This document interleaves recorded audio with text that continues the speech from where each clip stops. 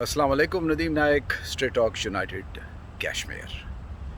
I am a constant reminder to the world's conscience that as long as my Kashmiri nation held under siege by the Indian government, this will be relentless of appearing here in front of the Indian consulate here in Houston to bring about change, to bring about peace and the freedom of Indian held Kashmir.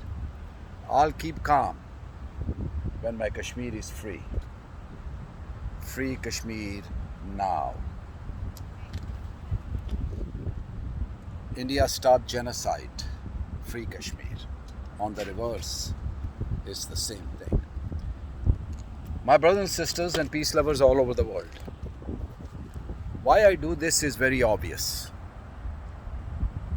We have to constantly make peaceful efforts in order to achieve the independence. It's been going on for 73 long years, and enough is enough. The Holocaust committed continuously by the Indian government is pathetic, and the world at large is quiet, and that's shameful. But let me tell you,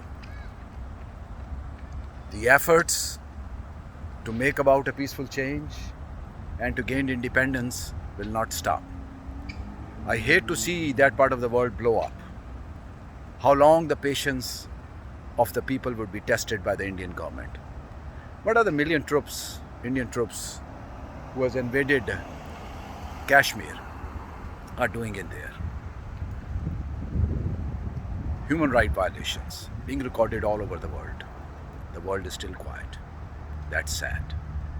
That is so tragic that I can't even fathom why the world is so quiet, why the world is so callous. That will still not dampen our hope, our courage, our resolve to make the Indian occupied Kashmir free. I'll be here and I will see, as long as I live, that we gain independence of the Indian held Kashmir. It's going to be reality. It's just a matter of time.